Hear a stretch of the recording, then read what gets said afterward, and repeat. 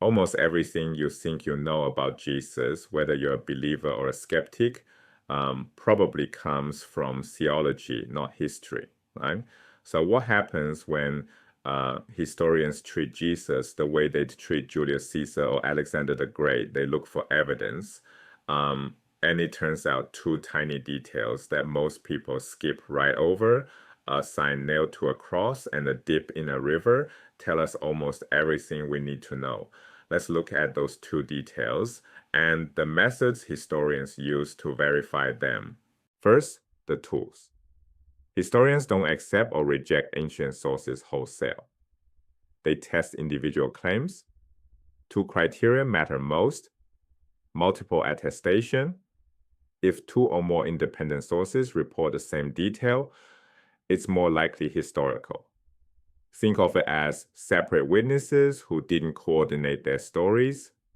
Dissimilarity: if early Christians wouldn't have invented a detail, if it embarrassed them or contradicted their theology, it's more likely historical. The logic is simple. People don't make up stories that undermine their own message. These two tools form the historian's toolkit, and we'll apply them throughout this video. One important note: this isn't about attacking or defending faith. It's about what evidence can show us. Now, the sign on the cross. All four Gospels record an inscription placed above Jesus at his crucifixion. The wording varies. Mark says, "the King of the Jews." Matthew adds, "This is Jesus, the King of the Jews." Luke writes, "This is the King of the Jews." John has Jesus of Nazareth, the King of the Jews, the Latin version of which gives us the famous letters INRI. The wording differs, but the core title is identical across all four: King of the Jews.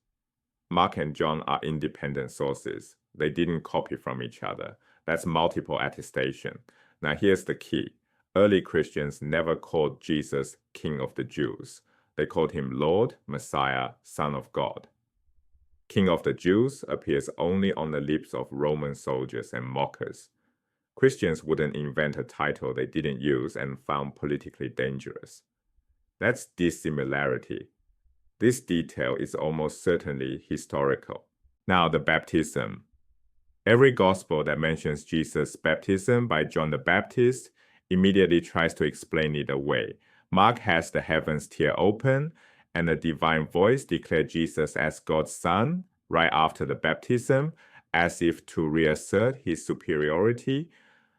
Matthew adds a scene where John protests, "I need to be baptized by you." Luke mentions the baptism almost in passing, then quickly shifts focus. And John's Gospel? It never narrates the baptism at all.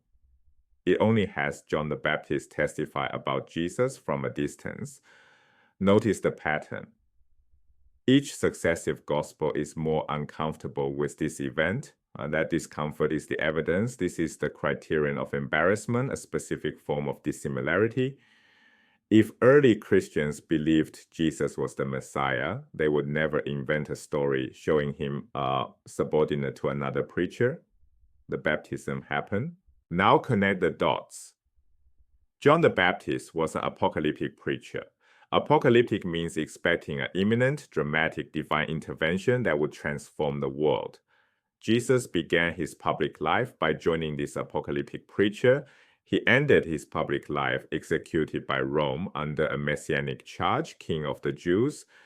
Beginning and end both point to the same conclusion. These two bookends frame everything in between. Whatever Jesus was doing during his ministry, it fits inside an apocalyptic frame. Now we have our framework, two anchor points, and the tools to evaluate what falls between them. So what picture emerges? Start with the basics. Jesus was a lower-class Jewish peasant from rural Galilee. He spoke Aramaic. He wasn't a theologian in a study. He was a wandering prophet in a backwater province of the Roman Empire. He chose 12 disciples. That number is not accidental. Jewish tradition expected the 12 tribes of Israel to be reconstituted at the end of time. Choosing 12 was an apocalyptic symbol. Jesus was staging the restoration of Israel. The number itself is a message. Women held prominent roles in Jesus' inner circle. Mary Magdalene appears in the earliest traditions as a key figure. This matters historically because women were later marginalized from leadership in the early church. If later Christians were inventing stories, they wouldn't place women at the center. That passes dissimilarity. Jesus also operated as a liberalizing interpreter of Jewish law. He didn't abolish the law. He prioritized ethics over ritual, people over purity codes. He healed on the Sabbath. He ate with tax collectors and sinners. He wasn't rejecting Judaism. He was arguing about what Judaism should prioritize. Then there's the temple incident. Jesus entered the Jerusalem temple and overturned the money changers' tables. This event passes dissimilarity because the gospel writers generally avoid portraying Jesus as violent or disruptive. They preserve it despite the discomfort. Its meaning was likely prophetic, a symbolic enactment of God's coming destruction of the temple at the end of time. Not a reform campaign, not a protest against corruption, a prophetic sign that the present order was about to end. Every piece of evidence points the same direction. Apocalyptic prophet preparing Israel for God's imminent cosmic intervention. Now, the hardest question, did Jesus think he was the Messiah? In the Synoptic Gospels, Matthew, Mark, and Luke, he never openly claims it. When others call him Messiah, he deflects or commands silence. In John's Gospel, he does claim it openly, but John is considered less historically reliable on such matters because it more closely reflects later theological development. Yet the Romans executed him for a messianic claim. Someone, whether Jesus himself or his followers, made that claim loudly enough for Rome to act on it. What Jesus personally believed about his own identity remains genuinely unresolved. This isn't a failure of the method, it's intellectual honesty. The evidence doesn't give us a clean answer, and we should say so. Here's the most counterintuitive conclusion. Jesus did not set out to found a new religion. He saw himself as preparing Israel for God's cosmic intervention, the end of the present age. Christianity as a separate religion emerged after his death, shaped by followers interpreting his life and crucifixion through new theological lenses. Right? So this is not a theological claim. It's a historical observation. And the movement that became Christianity was a consequence, not a plan.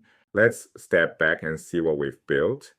We started with two small verifiable details, a baptism and a crucifixion inscription.